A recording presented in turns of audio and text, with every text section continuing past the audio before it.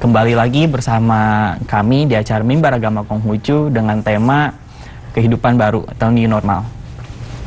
Jadi pertanyaan berikutnya, apakah pemerintah menyarankan umat Konghucu untuk kegiatan-kegiatan sosial?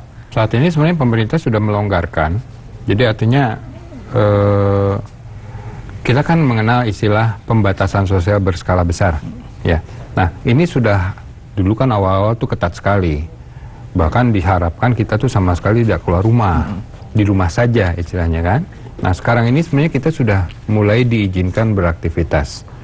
Nah, jadi justru hal ini yang perlu kita waspadai. Jangan kebablasan. Kita pandang arahan dari pemerintah ini merupakan satu bentuk kepedulian karena situasi dan kondisi kita yang selalu memerlukan aktivitas keseharian. Nah, dalam aktivitas keseharian itu yang diharapkan dari kita tentunya kehati-hatian, kewaspadaan. Jangan merasa bahwa dengan situasi yang sudah dilonggarkan ini kita kemudian merasa sudah aman. Belum. Jadi kewaspadaan tetap diperlukan. Protokol yang nanti dapat melindungi kita dari terpaparnya kita dari virus itu tetap harus kita ikuti juga. Dan jangan sampai justru kita ini berpikir kalau kita keluar takutnya kita nanti terkena bahaya. Satu hal yang perlu kita coba pikirkan sekarang ini, jangan sampai kita pun membahayakan orang lain. Jadi jangan hanya berpikir kita yang terkena bahaya. Jangan-jangan malah kita dengan hadir di tengah orang, kita yang membawa bahaya bagi orang. Nah, ini yang harus kita pikirkan juga.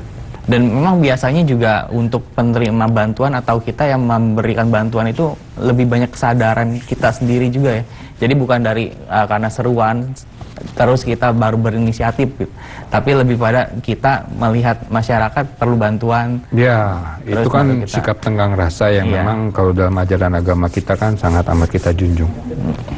Iya, di DKI Jakarta seperti apa, Bu? Kalau di Matakin DKI Jakarta, selama pandemi udah banyak kali ya memberikan bantuan, antara lain kita bekerja sama dengan FKUB, di mana FKUB DKI itu menghimbau untuk membuat warung kerukunan. Nah, warung kerukunan itu kita dari Matakin DKI, kita ngambil dananya dari umat-umat aja ya.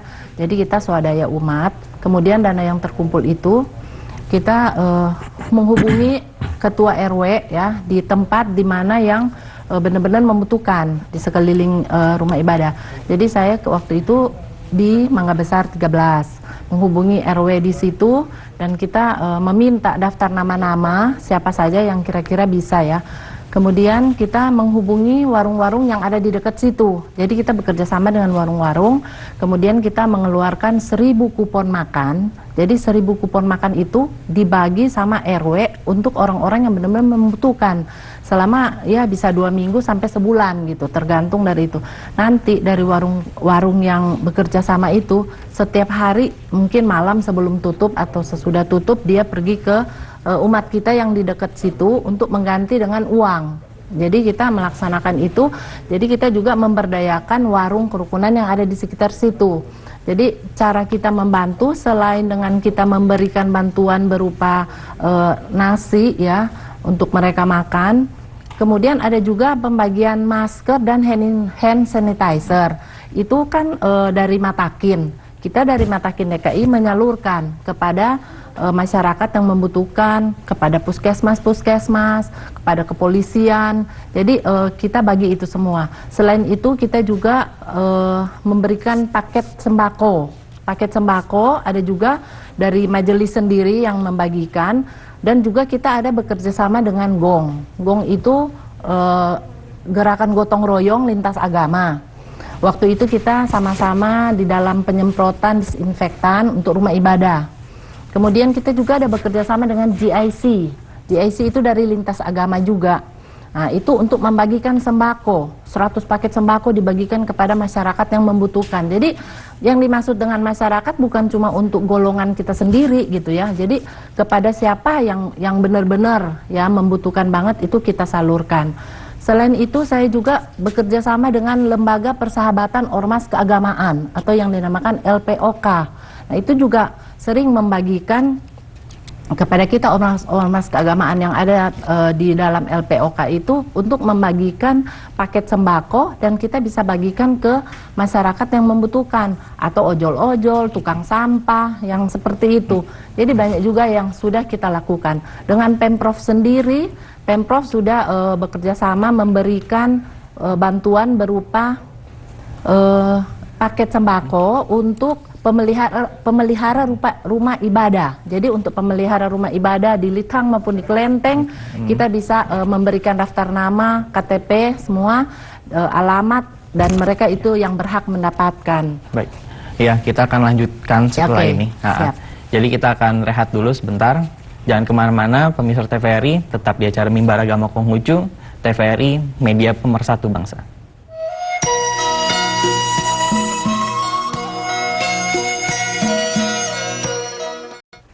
Ya, kembali lagi bersama kami di acara Mimbar Agama Konghucu.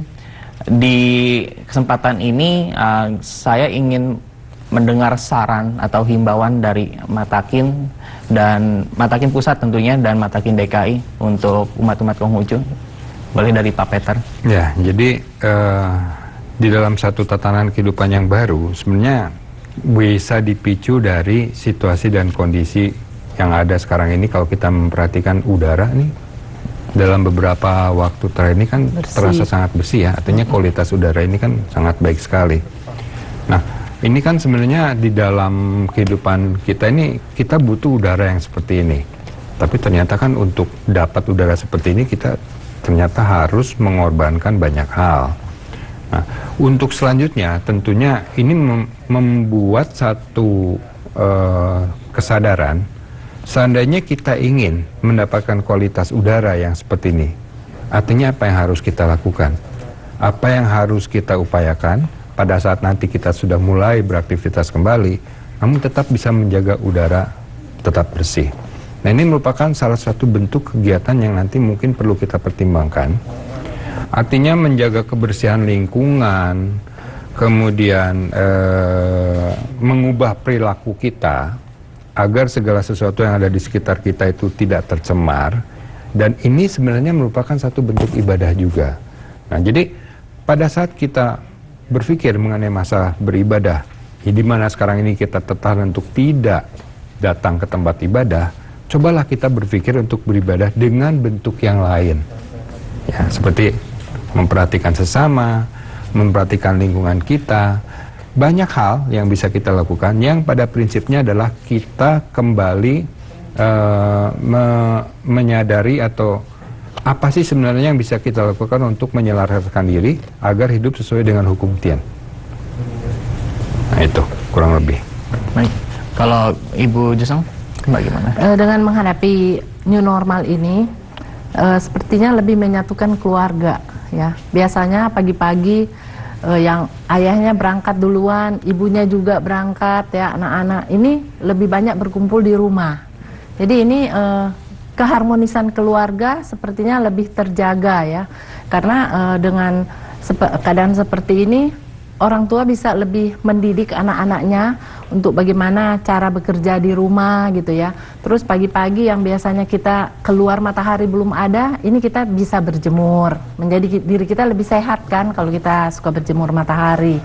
Kemudian anak-anak kita ajak untuk bekerja di rumah. Misalnya menyapu, mengepel, cuci baju. Jadi yang biasa hal-hal yang dia taunya cuma mbak yang kerjain gitu ya.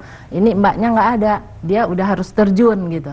Jadi mengajarkan hal-hal yang baru dan kita ajar secara menyenangkan gitu. Jadi kiranya ini satu kegiatan yang bagus sekali ya. Jadi di dalam menghadapi new normal ini kita harus bisa menyesuaikan. Kalau kita nggak bisa menyesuaikan, tentu kita akan ketinggalan dan kita merasa tersiksa ya, kok begini gitu. Tapi kalau kita hadapi dengan tenang, kemudian senantiasa berpikir positif ya, ini sesuatu hal yang memang harus kita hadapi gitu. Jadi memang ada hikmah di balik semua ini ya. Ya tadi yang untuk mempersatukan keluarga yang tadinya jarang untuk berkumpul bersama, kita bisa doa bersama juga ya di rumah. Kalau tadinya kan doanya nanti rame-rame di tempat kebaktian, ini bisa ngajarin anak berdoa di rumah bagaimana gitu. Jadi banyak hal-hal positif yang bisa kita terapkan di dalam keluarga kita sendiri. Baik, ya.